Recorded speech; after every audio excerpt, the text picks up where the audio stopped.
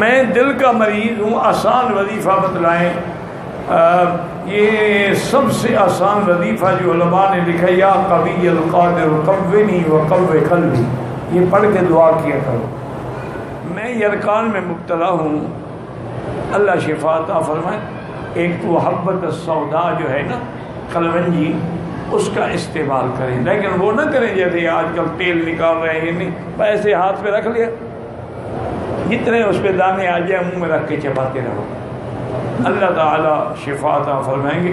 اور میں نے کسی کیسٹ میں کینسر کا اور یرکان کے لیے ایک وظیفہ بھی بتلایا تھا، تو کسی سی ڈی میں دیکھ لیں تو آسانی ہو جائے گی آپ کو انشاءاللہ۔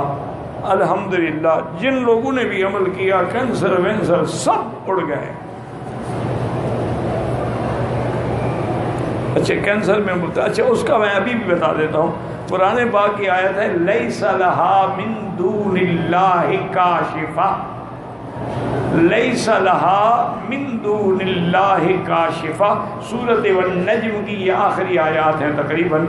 یہ آیت جو ہے 1001 دفعہ پڑھ کے اول آخر درود شریف کسی بہت پانی کے ڈول پہ دم کر لو، اس کی دوائیں ہیں اس پہ بھی دم کر دو، کوئی کریم وریم لگاتا ہے اس پہ بھی دم کر دو، اور وہی استعمال کرے۔ تقریباً یہ جتنا پانی ہو کہ 41 دن تک وہ تھوڑا تھوڑا ہر نماز کے بعد پیتا رہے، لگاتا بھی رہے جہاں وہ ہے اس کو کینسر، اور اس کے بعد نہیں تو پھر پڑھ لو 1001 دفعہ پڑھنا کیا ہے انشاءاللہ۔ انشاءاللہ اللہ کی رحمت سے، قرآن ہے نا کہ اللہ کے سوا اس بیماری کو کون ٹالنے والا ہے،